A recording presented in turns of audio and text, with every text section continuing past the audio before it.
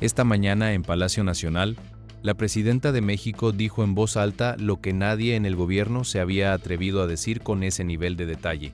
Y lo que dijo es un número. Un solo número que lleva semanas pudriéndose en los archivos de la Cancillería y que hoy, por fin, salió a la luz. 38. Esa cifra está en el centro de una de las confrontaciones diplomáticas más peligrosas que México ha vivido en décadas. Y lo más extraño de todo es que nadie está hablando de ella como debería.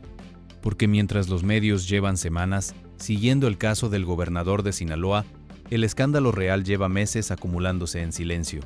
México pidió ayuda a Estados Unidos. Una vez, 2 veces, 38 veces. Y la respuesta fue siempre la misma. No hay suficientes pruebas. 38. Ese número importa. Pero lo que importa más es lo que está al otro lado de esa cifra. La pregunta que nadie hace directamente. Si Estados Unidos le niega a México 38 solicitudes por falta de pruebas, ¿con qué autoridad moral le exige a México que detenga a sus gobernadores sin presentar evidencia? Eso es lo que está en juego hoy. Y para entender cómo se llegó hasta aquí, hay que ir bastante más atrás. Hay un artículo en la Constitución mexicana que tiene 108 años sin que nadie lo haya tocado. Ni una reforma, ni un retoque, ni una coma cambiada. Ese artículo es el 39. Y esta semana se volvió el escudo legal, el argumento político y la trinchera ideológica detrás de la batalla más tensa entre México y Washington en años. Lo que vas a escuchar en los próximos minutos no es lo que está en los titulares, es lo que está debajo. ¿Cómo llegó México a una situación donde tiene que defender a un gobernador acusado de narco invocando la soberanía nacional? ¿Por qué la misma presidenta que reformó la Constitución para proteger al país de Trump está ahora usando esa reforma para proteger a miembros de su propio partido? ¿Y quiénes son las 38 personas que México le pidió a Estados Unidos que detuviera y que Washington sencillamente ignoró? Porque hay algo que los medios no han puesto sobre la mesa de manera directa. Si el gobierno estadounidense tiene una lista de políticos mexicanos a los que quiere extraditar, México también tiene su propia lista. Y también tiene 38 nombres que llevan meses, en algunos casos años, sin respuesta del otro lado de la frontera. En los próximos minutos vas a entender por qué el artículo 39 de la Constitución, que lleva más de un siglo sin ser reformado, se convirtió en esta semana en el argumento más poderoso que México tiene sobre la mesa. ¿Y por qué lo que ocurra en las próximas semanas, con el TMEC en revisión y Trump dispuesto a todo, puede definir el tipo de país que será México por los próximos 20 años? Quédate, porque lo que viene es más complicado y más interesante de lo que parece. 17 de julio de 2024. Un aeródromo en las afueras de Culiacán, Sinaloa. Hace calor. Un avión privado aterriza y, según la versión que después se haría pública, el hombre que sube a ese avión no sube por su propia voluntad. Ismael El Mayo Zambada, cofundador del Cártel de Sinaloa, uno de los narcotraficantes más buscados del mundo, aparece pocas horas después detenido en El Paso, Texas. Las autoridades estadounidenses lo anuncian con fanfarria. México se entera por los medios. No hubo aviso previo. No hubo coordinación formal, no hubo extradición. El Mayo simplemente estaba en México y de repente estaba en Estados Unidos. Claudia Sheinbaum dijo que aquello podía considerarse una violación a la soberanía nacional. La reacción no fue de escándalo inmediato, pero la frase quedó flotando. Y 3 días después, la Fiscalía General de la República presentó la primera solicitud formal para que el Mayo fuera repatriado a México, donde tiene 3 órdenes de aprehensión vigentes. Esa solicitud no obtuvo respuesta. Presentaron una segunda. Silencio. Una tercera. Nada. En diciembre de 2024, el Departamento de Estado de Estados Unidos reconoció por primera vez que había recibido la solicitud mexicana. Para entonces, ya eran 4 los intentos formales que México había hecho. 4 solicitudes. 0 respuestas. El fiscal Alejandro Gertz Manero lo dijo en conferencia de prensa en febrero de 2025. Hemos insistido en 4 ocasiones y no hemos tenido respuesta. Piensen en eso un momento. 4 solicitudes formales, reconocidas por el propio Departamento de Estado, sin respuesta. Ahí empezó a quedar claro que la cooperación entre México y Estados Unidos en materia judicial no era lo que los comunicados oficiales decían que era. ¿Recuerdan cuando pregunté cómo México llegó a defender a un gobernador acusado de narco usando la soberanía como escudo? La respuesta llega ahora, y es más oscura de lo que parece. Mientras el caso de El Mayo se pudría sin respuesta en los archivos diplomáticos, en febrero de 2025 ocurrieron 3 cosas en cascada que aceleraron todo. Trump designó a 6 cárteles mexicanos como organizaciones terroristas, amenazó con aranceles, y México, bajo una presión brutal, entregó a 29 líderes del crimen organizado en un solo día, incluyendo a Rafael Caro Quintero, que llevaba décadas en la lista de los más buscados por la DEA. La extradición fue masiva. El secretario de Seguridad Omar García Harfuch la llamó un acto de justicia, pero el fiscal Gertz Manero fue más preciso. No fue una extradición formal, fue un envío basado en una solicitud directa del gobierno estadounidense, ejecutado con base en el artículo 5 de la Ley de Seguridad Nacional. En otras palabras, México actuó rápido, sin los procedimientos habituales, porque la presión de aranceles era real, y el tiempo se acababa.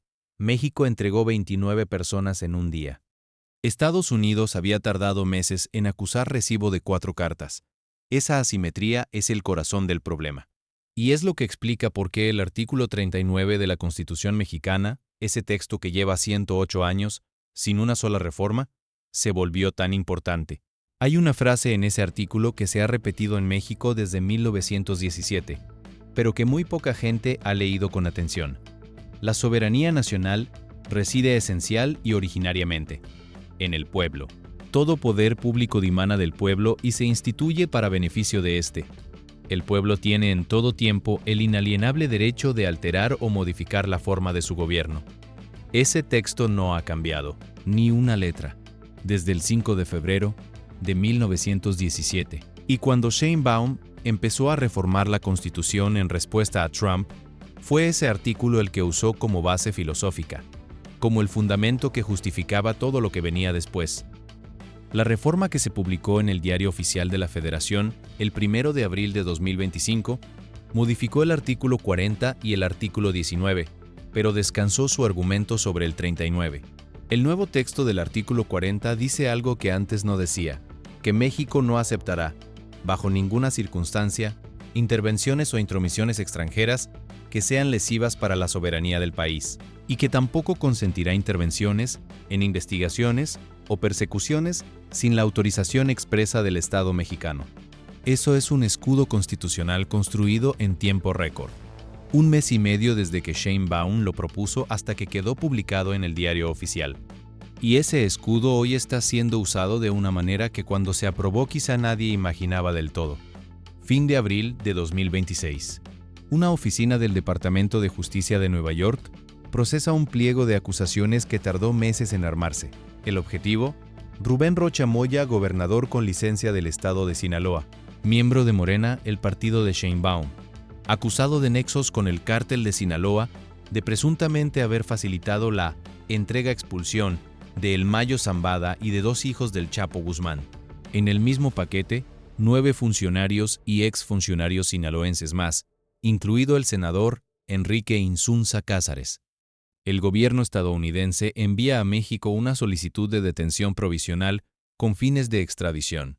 La Secretaría de Relaciones Exteriores revisa los documentos y responde algo que, visto en contexto, suena diferente de lo que suena a primera vista. Los documentos recibidos carecen de elementos probatorios que sustenten en esta etapa la presunta responsabilidad de las personas cuya detención provisional se solicita. El canciller Roberto Velasco lo confirmó días después, el 13 de mayo. Hasta este momento no tenemos respuesta. No hay pruebas. Ahora sí llega el número que abrió este relato. Esta mañana, 14 de mayo de 2026, Sheinbaum fue cuestionada en la mañanera y dijo esto: hay 38 casos donde Estados Unidos ha negado la petición al gobierno de México para detener a personas con fines de extradición alegando falta de pruebas. 38, porque México fue al gobierno de Estados Unidos 38 veces, con una solicitud formal, con un expediente, con nombres y razones. Y Washington respondió: no hay suficientes pruebas para proceder. Y ahora, es Estados Unidos el que llega a México sin las pruebas que el propio tratado de extradición exige. El doble rasero quedó expuesto, y Sheinbaum lo dijo sin rodeos. Para entender por qué esto importa tanto, hay que entender cómo funciona el tratado de extradición entre México y Estados Unidos. Está vigente desde 1978 y fue diseñado para proteger a ambas partes de solicitudes caprichosas o políticamente motivadas. Cuando un país solicita la detención provisional de una persona con fines de extradición, tiene que presentar el delito por el que se acusa, pruebas que sustenten esa acusación, una orden de aprehensión y datos de identificación.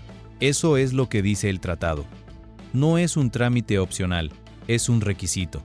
Y la consejera jurídica de la Presidencia, Luisa María Alcalde, lo explicó con precisión en la conferencia del 4 de mayo.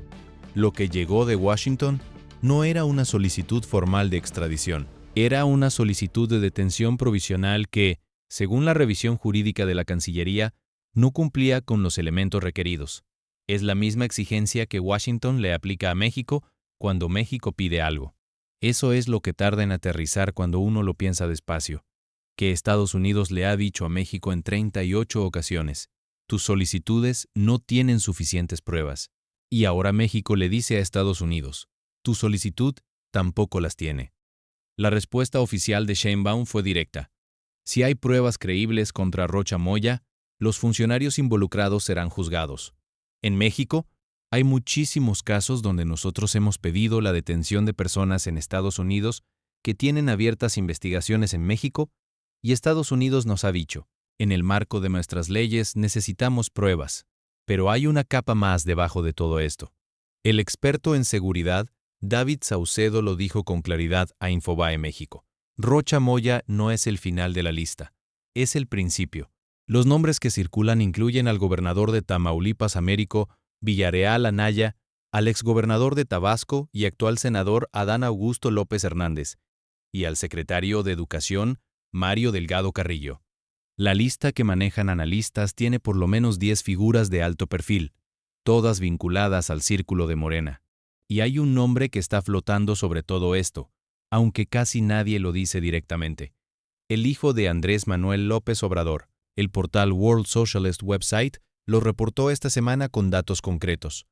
Hay rumores de una segunda oleada de solicitudes que incluirían a otros 3 gobernadores, 2 legisladores y muy probablemente al hijo del fundador de Morena. Si eso ocurre, el escenario político en México se vuelve completamente diferente. Sheinbaum estaría frente a una decisión imposible: o entrega a miembros de su propio partido a la justicia estadounidense, lo que podría fragmentar a Morena desde adentro, o se niega, y Washington la pinta como una presidenta que protege a los narcos. Wanda Felbab Brown, experta del Brookings Institution en Washington, lo dijo a Al Jazeera: procesar a políticos electos en México se ha considerado durante mucho tiempo un paso muy grande, casi una opción nuclear. La opción nuclear, eso es lo que está sobre la mesa.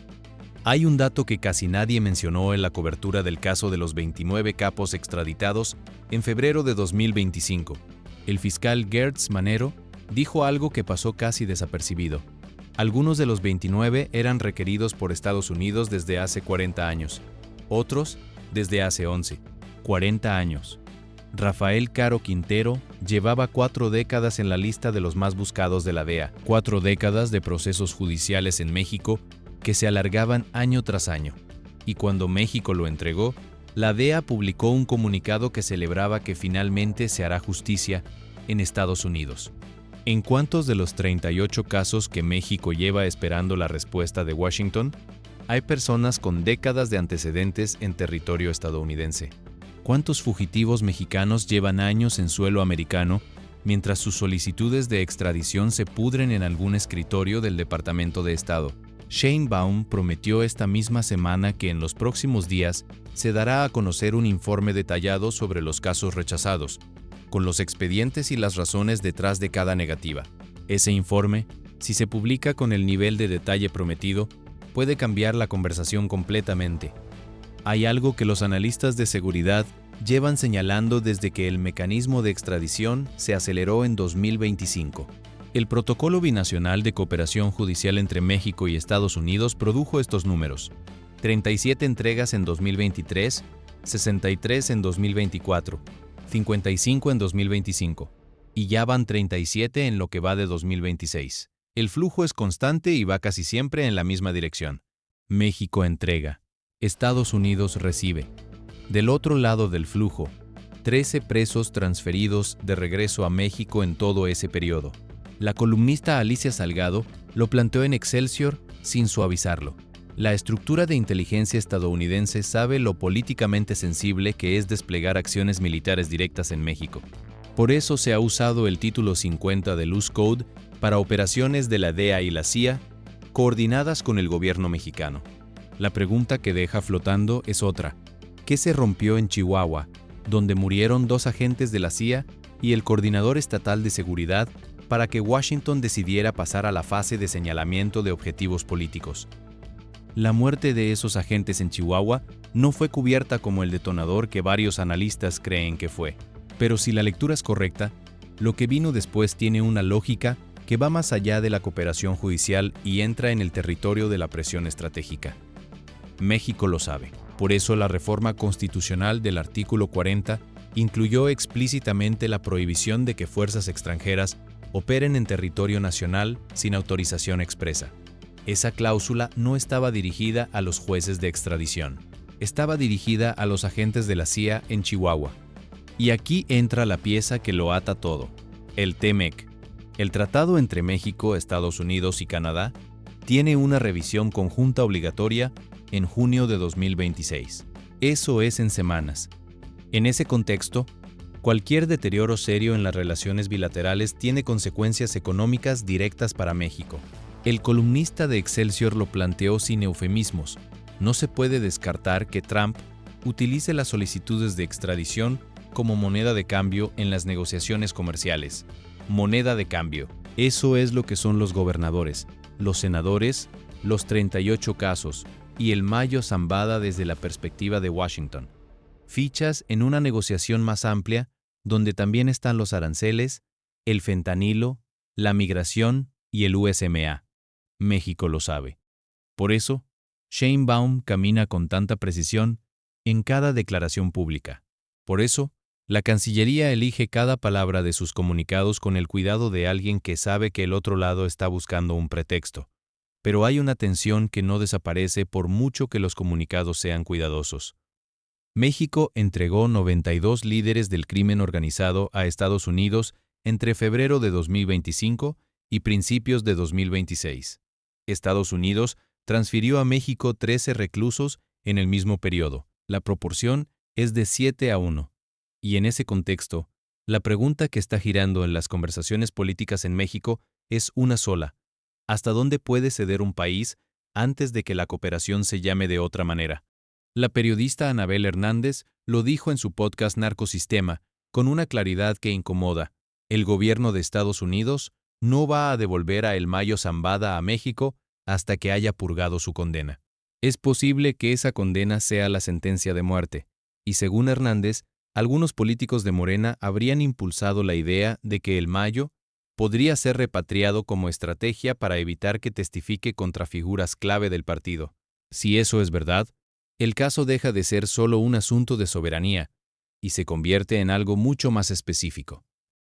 El Mayo Zambada enfrenta 17 cargos en la Corte del Distrito de Brooklyn, cargos que incluyen narcotráfico, lavado de dinero y 17 acusaciones de homicidio. La pena de muerte está sobre la mesa, y a diferencia de El Chapo, que terminó cooperando con los fiscales estadounidenses, el Mayo no ha llegado a ningún acuerdo.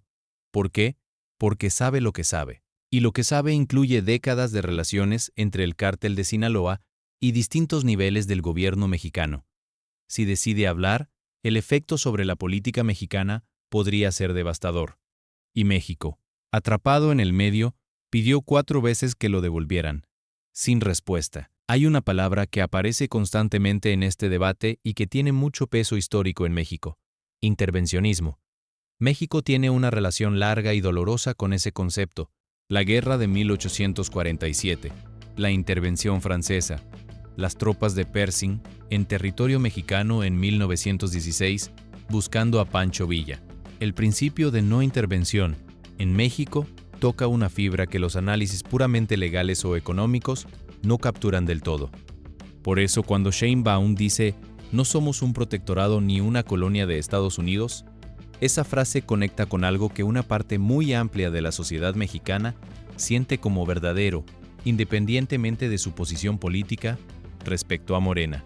Por eso la reforma constitucional de abril de 2025 pasó en mes y medio. Por eso, el artículo 40 ahora dice explícitamente que México no consentirá intervenciones en investigaciones ni persecuciones sin autorización expresa. Esa frase nueva en la Constitución fue escrita pensando en Trump, pero hoy está siendo usada para responder a las solicitudes de extradición de Rocha Moya. El instrumento que se diseñó para un problema está siendo usado para resolver otro. Hay precedentes. En 2020, el general Salvador Cienfuegos Cepeda, exsecretario de Defensa en el gobierno de Peña Nieto, fue detenido en Los Ángeles por la DEA. México protestó, negoció, y Estados Unidos terminó devolviendo a Cienfuegos, donde la Fiscalía lo exoneró semanas después. El resultado fue un escándalo diplomático que terminó con acusaciones de que México liberó al general para proteger los secretos que podría revelar. Ese episodio dejó una cicatriz que todavía no ha cerrado. Ahora el escenario es más complejo. Son un gobernador en funciones con licencia, un senador federal y 9 más, en el contexto de una lista que puede seguir creciendo. Estas crisis no terminan rápido ni limpio. Terminan con compromisos políticos que ninguno de los dos lados quiere hacer públicos. El informe que Sheinbaum prometió para los próximos días sobre los 38 casos es la pieza que falta. Si ese documento sale con los nombres, las fechas y los detalles de cada solicitud rechazada, va a mostrar, con datos concretos, quiénes son las personas que México quería que Estados Unidos detuviera y que Washington consideró que no ameritaban esa medida. Ese informe puede ser el argumento más poderoso que México tiene en la revisión del TEMEC, o puede quedar archivado, lleno de casos técnicos que nadie entiende, y no cambiar nada. Lo que sí es claro es que la conversación sobre extradición, soberanía y la relación con Estados Unidos ya no puede tener lugar en términos abstractos. Los 38 casos, el caso Rocha Moya, el Mayo Zambada, la reforma constitucional y el artículo 39 que lleva 108 años intacto, forman una sola historia. Una historia sobre qué significa ser soberano cuando el país que está al otro lado de la frontera es la economía más poderosa del mundo. La pregunta que queda abierta es más grande que todos esos casos. La pregunta es si México está construyendo una posición soberana de largo plazo o si está gestionando crisis una por una sin una estrategia que las conecte. Esa pregunta no tiene respuesta todavía, pero los próximos 30 días van a dar muchas pistas.